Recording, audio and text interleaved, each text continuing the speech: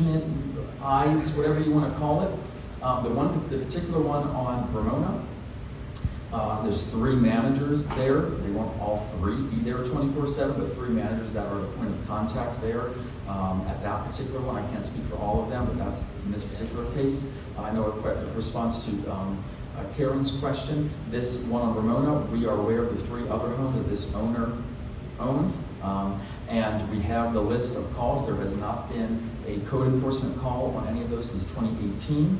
We do have the list of record of when the police went out, when they were called out, but we separate things. Police can be called out, but then the police will report back and say, there was this violation, this, whatever. They were called out, there wasn't a violation, so it's documented as a call, but it doesn't count as a strike because there was no violation, if that makes sense there, what I'm saying. So there's kind of a difference between those 2 things. The parking lot that Lieutenant Crawford mentioned, that has gone forward. I know when I was out talking to many of you, the mandate in the Wood Streets were we want less cars on the street because parking is so limited. And so there is now approved from the planning department a parking lot behind this property on Ramona that will then keep cars off the street. It was like a rock and a hard place for me, but if I had to choose between the 2 things, I want less people parked on your roadways that are blocking access for you on your streets if you don't have a driveway, for example. So I think in this particular case, the parking lot was a win, and that has moved forward. I think that's happened in the last week or 2, and so maybe Lieutenant Crawford wasn't on those email threads. So parking lot, we're all good on updated on that. I think that we can always answer more questions. Yeah, Tara. Correct. Yes. But I will tell you too that I also think a parking lot is better than an ADU and an additional house built there as well. So if we're thinking.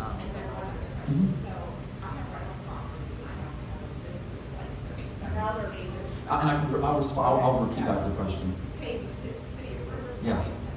Why is that not considered a business? This woman has multiple homes, and I have no problem with so people, I just don't think there should be 20 people. There should be 2 per bedroom, and they should have a business license and help people, but not 20 people to actually help build a parking lot for the people in that house just seems Good question. The question is, she's saying that she has rental properties, she has to have a business license. Why wouldn't a sober living home and have a business license? And Lieutenant Crawford mentioned it as well. It's protected under ADA. It's federally and state protected. It is not seen according to state law as a business. It's considered a home, and so therefore it does not. It is. And it's in a residential neighborhood. It's not zoning business. So I'm very long to do list, that's beautiful, by the way. I'm sorry? On that long to do list, should we ask the city official why that isn't considered a business? If that's Yeah, we can challenge the state, and even our city attorney can weigh in, but it's not considered business because the state and the state that it's not considered business and is protected under ADA, which is federal protection. So Whitesides, it's been running for years and years and years, and it's a very good sober living or facility. They're not a business. They don't pay taxes. I'm not familiar with them. I don't know what they pay or what they. I mean, you should check because just the city is losing a ton of money if they're not getting any business, any taxes from these businesses. They're businesses. You know, I mean, they're for profit. Yeah, they're not, non-profits. Everybody, we need to kind of calm down so we can hear what Philip's got to say. Okay, maybe now, and Jason, I wanted to talk about the grants passed, but maybe let's knock out all the sober living questions first, so we're not bouncing like a ping pong ball here. Yes, ma'am. I can give a little information because I'm just retired. These people pay rent. Now, the state of California says that they are part of the state of California rehab. And so sober living may get some money from that, but people are supposed to be working toward a job. They They're are. required to pay rent. A lot of them pay toward the program that's there. They get services probably because their kids are in care and they need the therapy or whatever. But these houses are not being run by the state. These No, are no, no. the They're ones that we're talking not about. run by the state, but the state of California has a rehab program. And regulation as well. That's it. And These so, are it's 7 not a or more. business. Yeah. They pay rent for the room. They pay rent for the space. And the difference that I know a lot I of can rent out every bedroom in my house if I want. I'm not a business. the conflation which often happens is sober living and halfway house, state licensing and non-state licensing. There's two separate things here. And a lot of this, I will tell you, we've learned, our team has learned, and thanks to Audrey and many folks and the City Attorney's Office and others, of doing our research in the last few months. So don't have the 30 years of experience. But there's a difference in the state licensing. That's why we don't have it reported with the police department, because they are not required to. They are not state licensed. It's different. So that's the separation. And I will say, back to Tara here, is that it's not a question of whether I agree if it's a business or not. I'm just telling you what it is right now. It doesn't mean that it can never change. It's not what I'm saying. I'm just telling you what it is right now in this moment. Okay, one more thing, and then I'll let you go. I'm just trying to wrap my head around this, Yes. so I can understand it. Why is that different than hire a rental, and I rent it out to a family, and that's considered a business? Why is that different than this woman that owns that house and rents it to those people? Why is she not doing a business license? I paid for that. What's the The difference? people you are renting it to are not a federally protected class under ADA. They're considered disabled. Now, if you were renting to a family of all folks who are disabled, there's difference there. So of course you can always slice and dice it Then I would different have to ways. say business license. So anything else on sober living? Then I can get to the homeless grants We're passed. saying that it's not gonna be 28 people? It's not 20. We were told it was 24. I'm not saying, wow, that's a big drop. I'm just reporting information here because the neighbors on Ramona did meet a couple Sundays ago with the property owner for almost 2.5 hours, 3 hours, where we were all grilled with questions, and she said that she is doing 24, not 28, and that 24 includes 3 managers. So it's not 27, it's 24. But there 3 aren't there, one's there at a time, they probably do 8-hour shifts. I don't know what their shift is. Well, all whatever, they're all not 3 all live there. there though. All 3 live there. But just like, I'm not at my house 24/7. I imagine you're not at your house 24/7. So they all 3 live there, but they may not all 3 be there 24 hours a day, 7 days a week. Yes, Jason. We have to decide as a city, does our general plan and our zoning code meet? Because when we go to the general plan, we say low density housing, medium density housing. I think in most people's mind that means something. So when you put 28 people in a single family house, I don't think that complies with anybody's definition of low density housing in our general plan and our zoning. So it's just, I think that's what people are having a hard time grasping. The great news is the general plan is being updated after X number of years. So we're starting our general plan updates. This is I don't think it's about servicing folks that are having difficulties. I understand.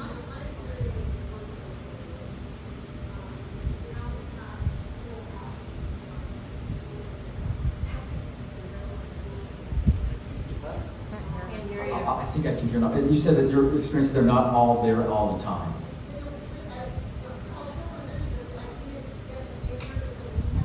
Correct. Get them in there, get them rehab, get them out. I'm just repeating what she's saying. And they're not required. They're not in this particular instance. They're not required court order to be there. They have chosen to be there, so they're not like disgruntled.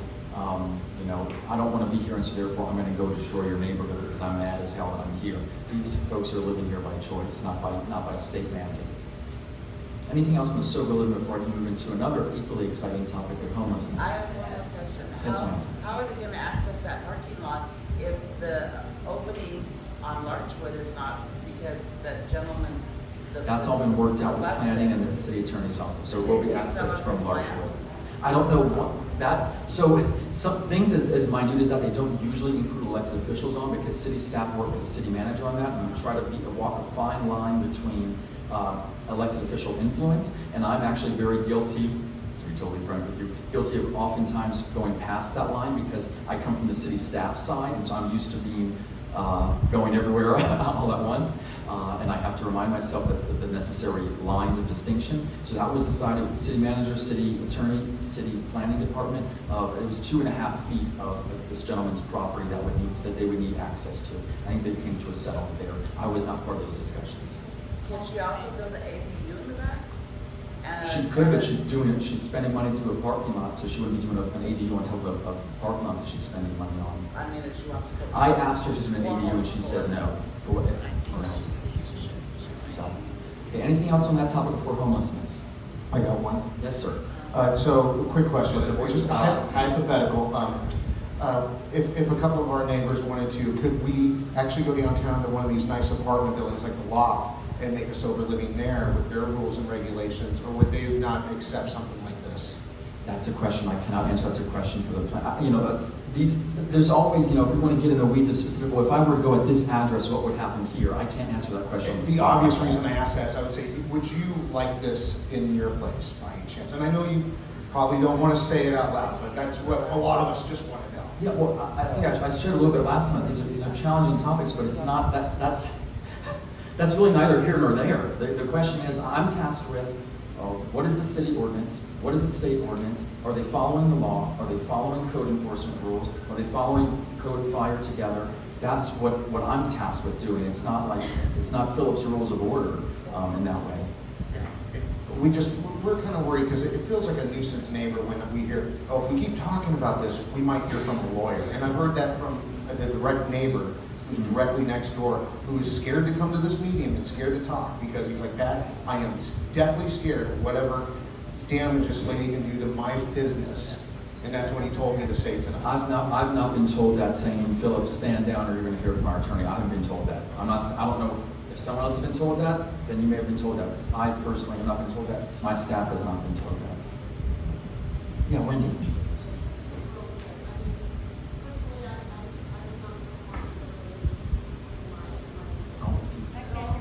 I'll repeat it. Being in the business of it for several years, they're human beings. They're somebody's son, they're somebody's husband, they're somebody's parent. They're human beings, and they feel like human beings, they give it a chance. But I understand the concern. I absolutely I don't think people don't want to give them a chance, we just don't want 24 people in one house. But what we need to concentrate on is that we have regulation, that there is a manager there. The problem comes when there is not a manager living in the home, and these people are left to their own too. A good home, like she said, right side, which is where I have been housing for, you have a 24/7 manager. Right here, rules, regulations, and some of the other consequences. But it's the ones that don't have those,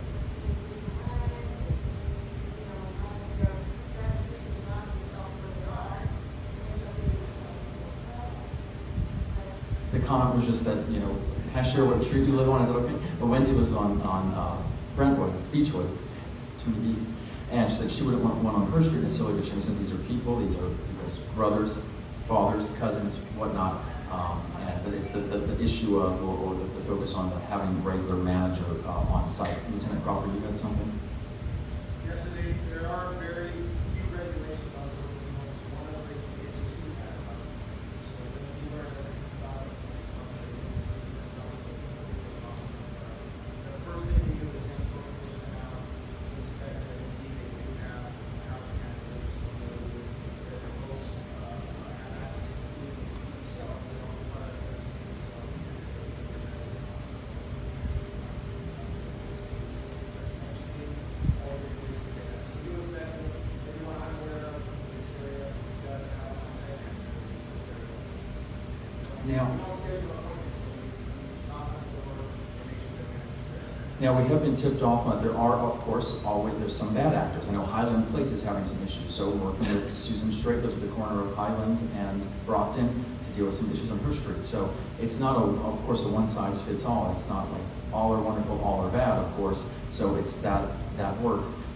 We now have, because of the more research we've done, we now have more contacts at the governing boards that oversee some of these that we can use to kind of weed out the ones that are blatantly.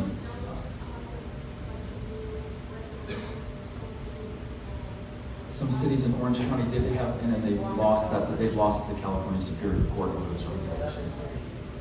So anything else on this topic before homelessness? Just so everybody knows, we only have 8 more minutes Okay. for Philip, so please get your questions in now. We have 8 more Okay, minutes. Let me cut to homelessness. The question about the grants pass decision on the Supreme Court. So it was a ruling that came down 12 days ago. The city attorney's office reached out and said, you know, because as soon as the ruling came, people said, okay, what are you doing about it? It's been 17 minutes. Why haven't you fixed it yet? So the city attorney's office reached out and said, we're aware of the decision. Let us do our due diligence to analyze what we currently have on our books that have not been enforced because of various other rulings previously, and now what has happened that we can work on, and we'll get back to you. They've since given us that. Now it's when they're starting the meetings of all this. I do want to point out that with us here tonight is Phil Pitchford, our public information officer, who's going to share some things. Phil, in the interest of time, we'll probably go to the road repaving map and the street trip maintenance map, but if you have anything else you want to show in terms of the grants pass decision, which this is the Supreme Court ruling, it's out of Grants Pass, Oregon, which I'd never heard of until this decision, so now I think I might need to go visit them. Thank you, everybody. My name is Phil Pitchford. I'm the public information officer for the city of Riverside. I'm here, you may ask why I'm here. Our city manager, John Russo, our city manager, Mike Cottrell, wants a public outreach campaign where we go to all public meetings and hear from the public, ask their questions, and try to bring information back to them. So there'll be a department head or somebody like a deputy department head at your meetings moving forward. Thank you, April, for giving me the contact information. One of the things about Grants Pass is we did some talking points that we put together after giving the decision based on some information we got from the city attorney's office. The biggest thing it does is it eliminates any doubt as to whether or not we can enforce our anti-camping ordinance, including the parts that deal with the wildland-urban interface, which is most often applied to the San Diego River. The flip side of that is we have the same number of police officers before the decision. We have the same number, the county has the same number of jail cells. So that's I don't want to throw cold water, but that is a fact that we all need to be aware of. Another thing that's occurred, and I've worked for the city of Riverside for 11 years, there was a time, and I'll be blunt, there was a time when if we enforced on homeless people, people would tell us, hey, you need to leave them alone, they're not bothering anybody. Clearly, we've moved beyond that point. So I think as a city, and Philip mentioned a meeting that's coming up, and I think police and fire mentioned it as well, what can we do after Grants Pass that we have not been doing before? It would be important for your elected officials to know that you would like a high level of enforcement. On the right over here, Philip made it very clear that you've made that very clear to him. So that is just a part of the way our system works, because there will be people who may not be in favor of a more aggressive approach in terms of it's not homeless people, it's people engaged in illegal activity, whether you're homeless or not. It's important to remember that it's not illegal to be homeless, but it is illegal to do certain things that are behaviors that are, I think, most prominently associated with people who are homeless. So a couple quick things. Before I came over, I talked to some of the department heads. I don't know, I have a flyer, I can send a copy to April so it can be distributed if you have it on email. There's a program right now that will pick up your recyclables and pay you for it. Some of you may already be doing that, I haven't jumped in yet. I want to, if you're curious about your street paving, riversideca.gov/paving map, it'll show you when what our schedule is for paving streets. If you're interested in tree trimming, this is both a good news and bad news situation. riversideca.gov/tree trimming map. I'll send all this to April, although apparently it was glitching earlier today, so if you go there and it doesn't immediately come up, please know that somebody is working on it. How many of you have Nextdoor? If you ever see anything on Nextdoor that looks like it's information from the city of Riverside, it's either police, fire, or me. We have a police PIO, his name is Ryan Relsback. We have a fire PIO, his name is Tony Perna. I'm the PIO for everything else, including Riverside Public Utilities. So we post all our press releases that we send to the media, we post on Nextdoor. If you have any questions about that, please direct message me or email me at ppitchford@riversideca.gov. I'm happy to talk to you. If you're not following us on social media, please do that. In one of my previous lifetimes, I was a reporter at the Press Enterprise for 18 years. 10 of those years I spent covering the city of Riverside. We refer to those as the good old days. The Press Enterprise right now has fewer people covering Riverside and San Benito counties than we had covering Moreno Valley when I started there in 1990. So what that means for people like me and our marketing folks is that we have to take on a lot of that burden ourselves in terms of trying to educate people. We try to do that. Please follow us on all various social media sites, Facebook, X, formerly Twitter. I touched on Nextdoor. Trash cans. I know during COVID, everybody, if they wanted a replacement trash can, it was very hard to get. I have 3 trash cans in my house, only one of which has a lid. I mentioned that to one of our public works people, and they said, hey, we should get you some more trash cans. I thought we were out of trash cans. Apparently, we have thousands of trash cans right now. So if you have a trash can that is broken, the wheel's not working, the lid came off, I think we've been stockpiling them by the thousands since COVID. So if you need a trash can, that's a good. We also have a program. We've already done it once. We're going to do it again, where we poll the public using a company called Zen City. It may come up when you're on social media. I remember it came up. Somebody posted it on social. I don't know what's going on Riverside County page. I'm sure the city's not doing this. They don't want to know what I think. Well, actually, we are doing it because we do know want to know what you think. So we've done one poll, quality of life survey, asking people how they felt about various departments and how important it was to them, so we can make some budget decisions. We'll be in another survey probably in the latter part of this year. So if you're on social media and you see something from a company called Zen City asking you what you think about the city of Riverside, it is completely legitimate, and it helps us get information about what our residents are interested in. I think that's it for me. Can I ask one quick question? Oh, We have They had a time for meeting- 2 minutes of They had a questions. meeting about doing smaller trash cans for people that don't have as much trash. That was like I don't think we've done that yet. That was happening when it was the previous city council. Councilor Conger was taking the lead on that. It hasn't come back to the new council. Oh, I thought it was like a couple weeks ago. No, They have. not in the last 90 days. It hasn't. Oh. We got time for one more question. Yes, sir. I have a question that has nothing to do with what you guys are talking about, but it's something you voted on, so. Okay. I'm gonna step away. I don't vote on it. The high voltage project. The high voltage project that you voted yes on. Yes. So Eastville and Norco, all their lines are gonna run underground. And you voted that we're gonna have above ground lines. The reason I have an opinion on it, I grew up in that area. I also work for 1184, which is the horizontal directional drilling union. It's the largest union in Riverside County.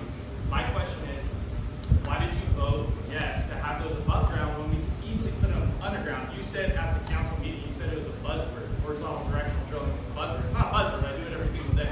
So my question to you is, you do realize everyone in that neighborhood is now going to have their fire insurance canceled, because the moment we put those lines above ground, no longer can the same equipment get into that area to put out brush fires, or they can do air drops. So it doesn't make any sense. If Eastville's doing it underground, Norco's doing it underground, why aren't we doing it underground? It looks bad. Like everyone knows the wood streets, the above ground electrical lines, nobody likes them. So why would we not do underground drilling and put all the lines underground?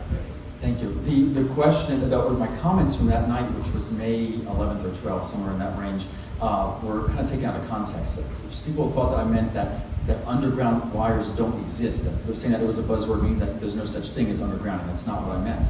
That I said that what was before us that night was a project. There was no, the alternative, what everyone was saying, underground. I think we all would want them to be underground, 1,000%, but that option was not proposed. The money is not there. This costs money. And so the underground, you asked a question, I need a response, sir. So underground, I'm aware that we are able to physically underground wires, of course, that's common sense. But the buzzword part was just screaming underground is not a plan B. Plan A was above ground. Plan B is, what is plan B? Where's the money to pay for it? If there was two legitimate plans with funding for both, that would have been a legitimate discussion, but there was not the funding for, there is no funding for underground. Ken Calvert, if he claims he has money, he should come to the city council meeting and give us a check for the money for this project then, but he has not done so. Bill Saley claims there's money. Where's the money? He has been absolutely silent. So until the money is there, there's no project for underground. But it was previously voted yes, right before, and then the new council came in and voted, it was no, then it was yes, If you like, and then you no. can. So I can't they didn't have the money. when they Sharon, voted I'd yes. like Sharon Matea to come up. So we had 2 minutes left, now all of a sudden we I have. know, yeah, we have a final word from April and then, but real quick before we continue, we need to show some love and make some noise for both Phil, Philip, and Phil Pitchford, and also the staff behind the scenes.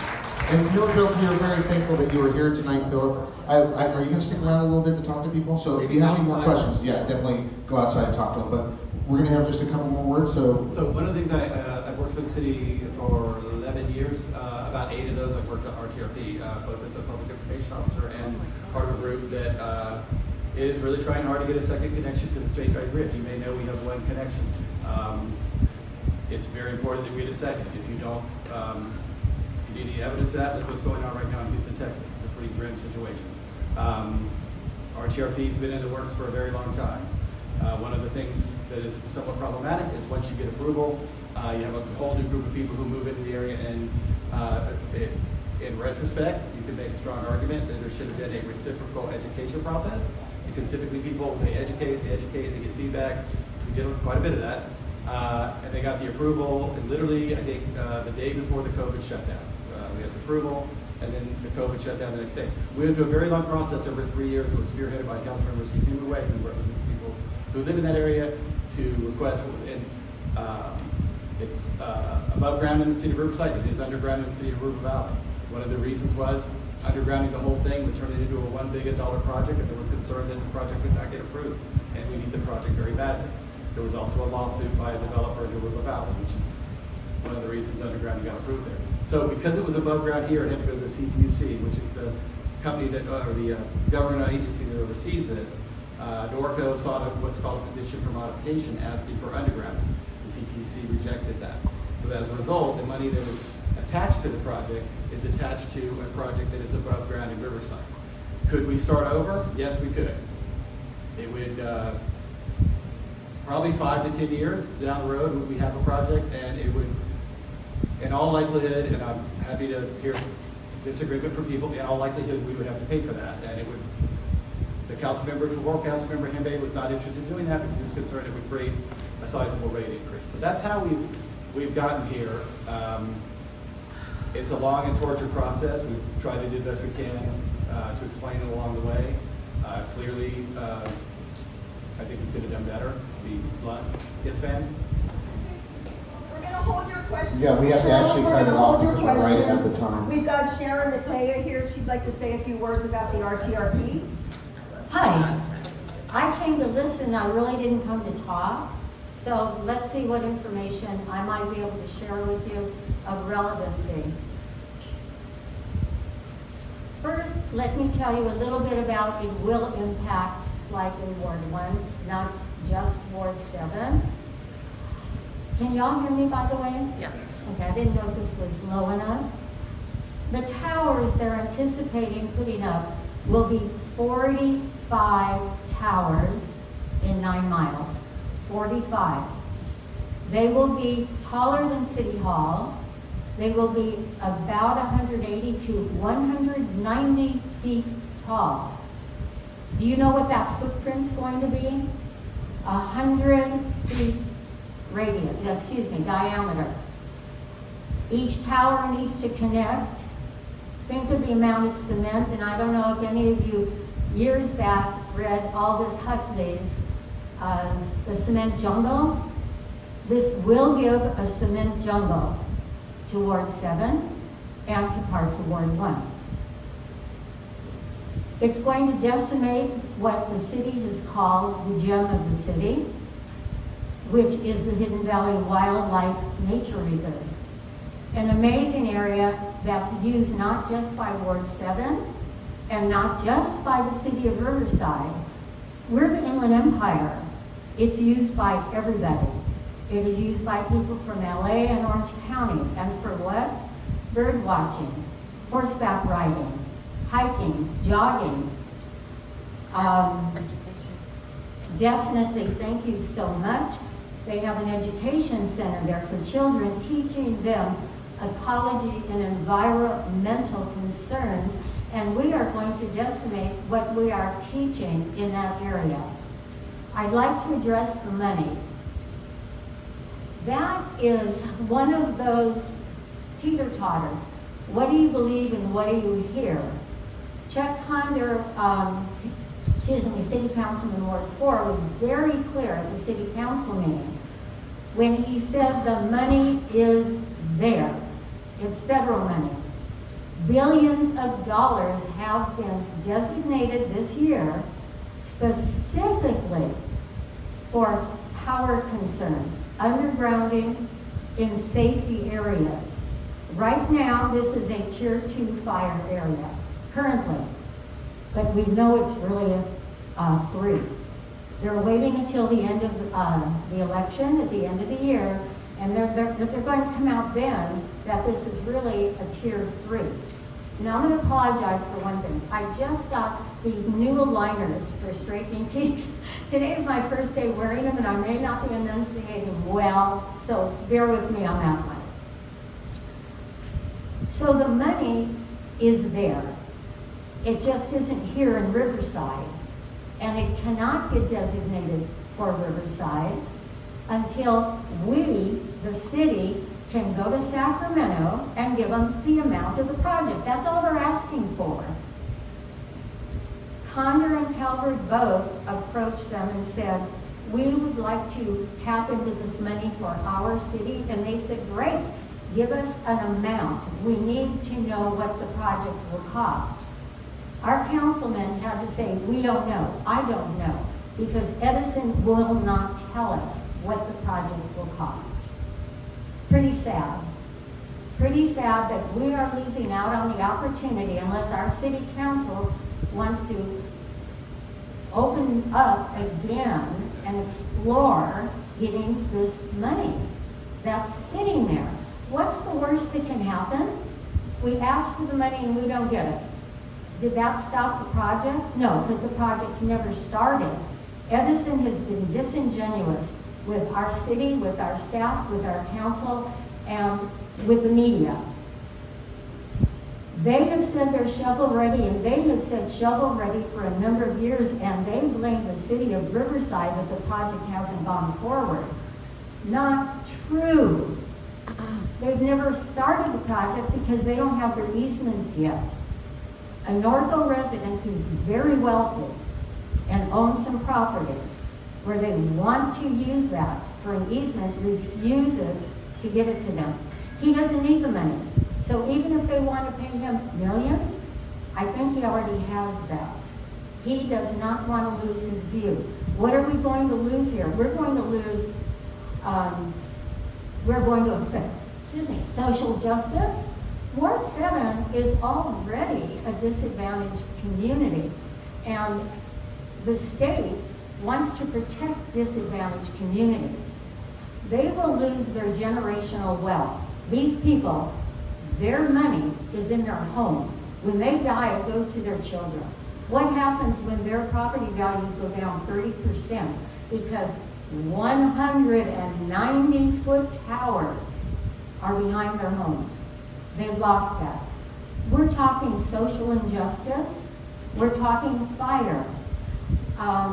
I don't know who mentioned, I think it was you, about the fire and the homeowners insurance. It's already happening. I live out there. I don't live in Ward 7, but I live close enough that I'm next door. I see what the people are posting. I don't take it at, the value is just correct by words. I've asked them to please put their letters on next door so they can actually be seen from the insurance company. So I've seen those letters. We are canceling your insurance because we've heard about this project. We're canceling because you are in a fire zone that's going to increase by the end of the year. We are not canceling, but we are not renewing. Or we're not going to cancel. We will renew, but your rates have now gone up 30 to 40% for homeowners insurance. They have posted those letters. Is there anything I forgot to mention of important? The time frame. Oh my gosh, yes. Edison keeps saying it's going to be 5 to 10 years longer if you want to get a new VIR, if you want a new project. But they also said it's going to be 5 to 10 times the cost. We have a working group made up of assembly, state senators, city council. This working group's been working a long time now, about a year. And they hired an independent consultant, not a city consultant, not an Edison consultant, totally independent. Nothing to lose by coming in and telling the truth. Not just any consultant. You all know Harupa Valley is getting this underground. There's no difference on one side of the river and the other as far as all of the concerns. So this consultant came to the city council meeting and was asked, what do you think the project would cost? Now this consultant is the one that did the consulting for Rupa Valley.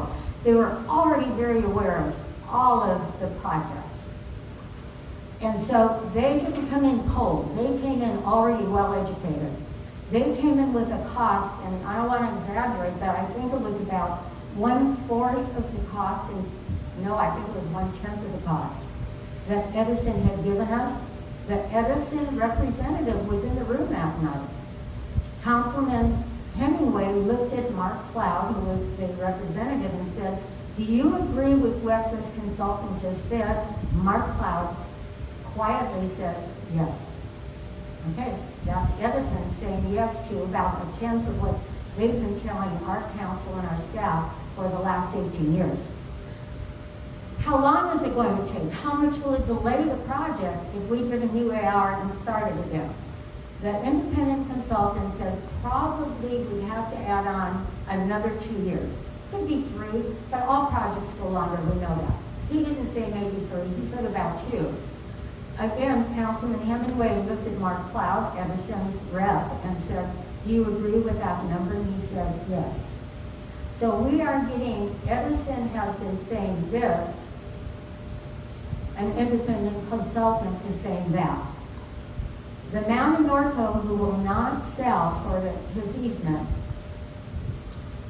if they have to take him to court with eminent domain, it could be easily the 2 years, but it could be 5 years, 8 years. These things get held up in court for so long. What do we have to lose by going forward with a new EIR and considering a much better project? The EIR, the supplemental EIR, that's the one Rupa Valley did.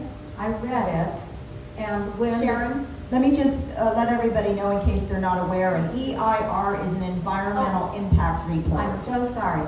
So EIR, environmental impact. What is it going to do to that area? A supplemental means someone challenged it. Rupa Valley challenged it. And Rupa Valley paid, well, one citizen actually paid to get a new EIR done, a supplemental.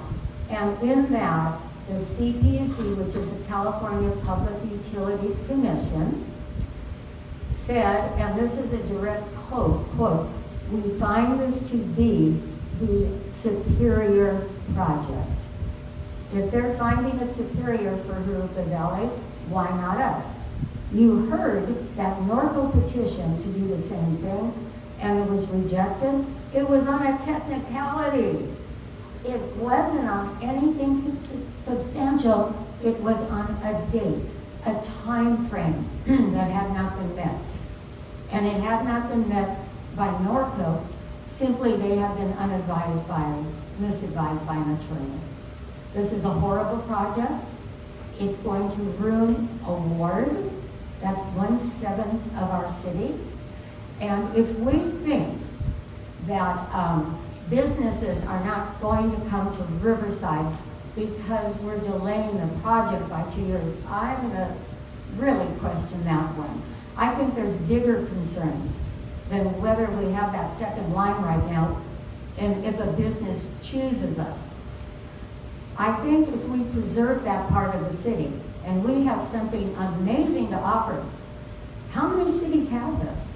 How many cities in the Inland Empire, in Orange County, in LA, they have all decimated their open space. We have preserved this. We have it.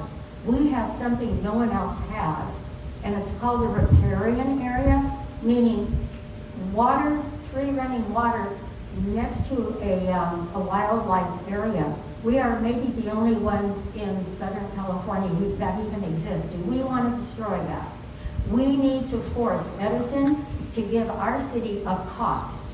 So our city can take that cost and tap into that federal money with billions of dollars that could come into Riverside to give us the best project. So, anyone have questions for me or Jason Hunter, who's a master at this? Yes. I'm just so sorry, but I can't hear it all. I agree with everything you say since I'm an environmentalist. Oh. But I think we have to learn from Paradise, and Paradise has done all their undergrounding. So we're sacrificing money for people's lives and this beautiful environment.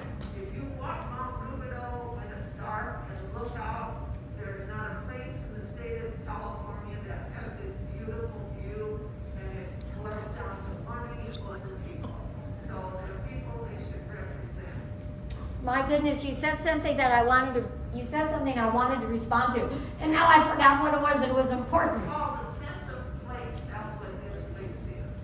But, Tell yeah, them about what could happen to Norco, because they won't be, if a fire starts in the riverbed, Norco could burn to the ground. And- They won't be able to pull water out of the river or. that was addressed so briefly when I was sitting here listening. Hawaii, it'll burn to the ground. Quite honestly, this could decimate a large part of Norco, and you've all read about the fires we've been having recently, right? Oh, and there's another one. Don't remind me about the airplanes, but the fires. Norco has just had one recently, but the helicopters could come in, the planes could come in, they could dump the retardant, they got it out pretty fast. They had another one last year that the burn on that was so fast.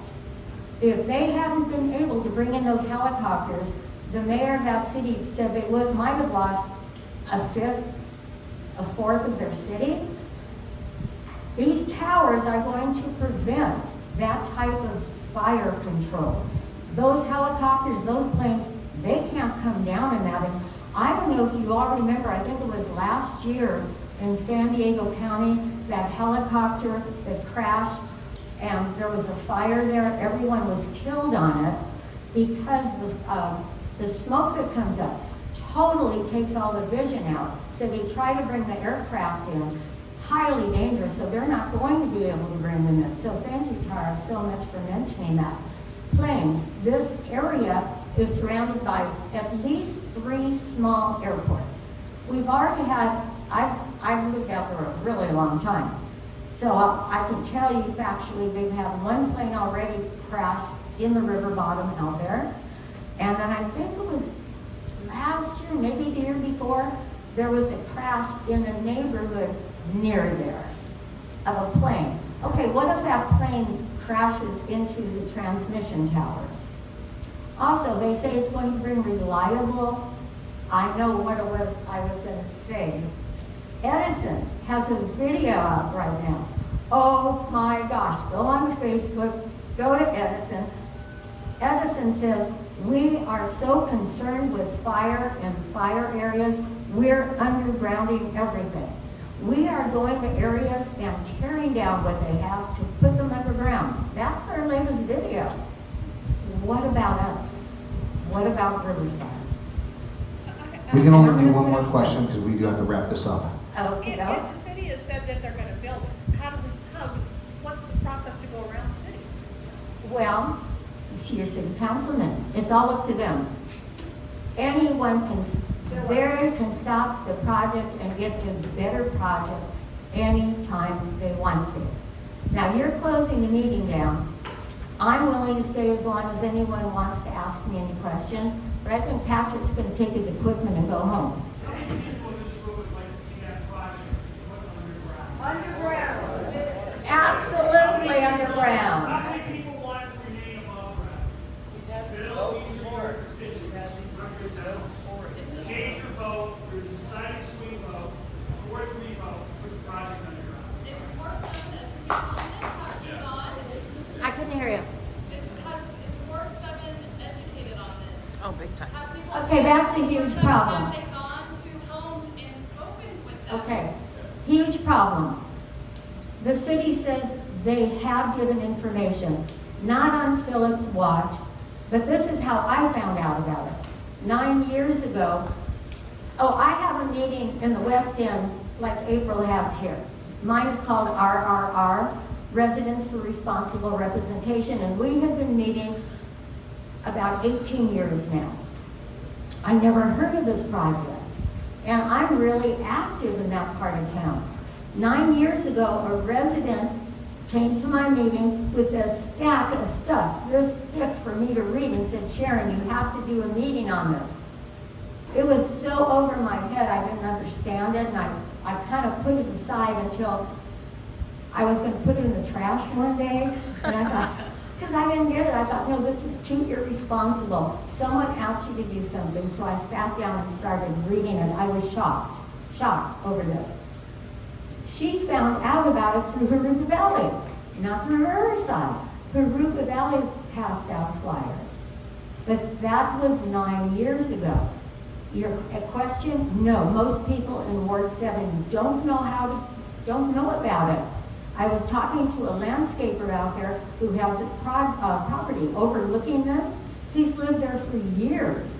And I mentioned this to him. He was stunned. He said, I've never heard of it. He's asked me to send him all the information I have. He goes, I'm going to get all my neighbors together, wait till they hear about it. Let's get to something about money. Why do you think, and I'm not, yell it out, why do you think Edison wants to go forward as fast as they do and put it overhead? Anyone have an idea? Jason, you know the answer. Okay, money. They won't tell us the cost of the project. They've been given a huge amount by the CQC, is it from the CQC where they get the money? To build this. If they build a cheap project, they still keep all the money because they know how to make it look like it was spent. If they build a better project for us that comes out of that money, they still make a really good profit. They don't make a killing. The minute the lines go up and they're functional, ka-ching, ka-ching, ka-ching. They start earning money because that money goes to them. All the transmission, they get paid for. Edison's motivated to do it fast, to get money right away, to get it overhead for a cheaper project. And let me just say one thing, that the city did many years ago send out mailers to Ward 7, those people that you're asking about that aren't even aware of it today, but that was what, close to 20 years ago. They've not updated it since or let people know who have since moved in or new population. I would also say that our previous city council person supported putting those lines underground. Yeah, she changed her mind because she listened to her constituents. She understood, Erin Edwards, we're talking about the prior Ward 1 councilwoman. She wanted the lines undergrounded. If she came to this meeting, you all convinced her to change her mind, by the way. Okay. And Ashley, if we want to have any more questions for everybody, I have to go pick up my girlfriend from work, or I'm not Okay, this I'm short, gonna so do- we gotta finish with the raffle right now. We're But can gonna- we make some noise for all our speakers one more time? Now, okay, if anyone wants to ask me questions,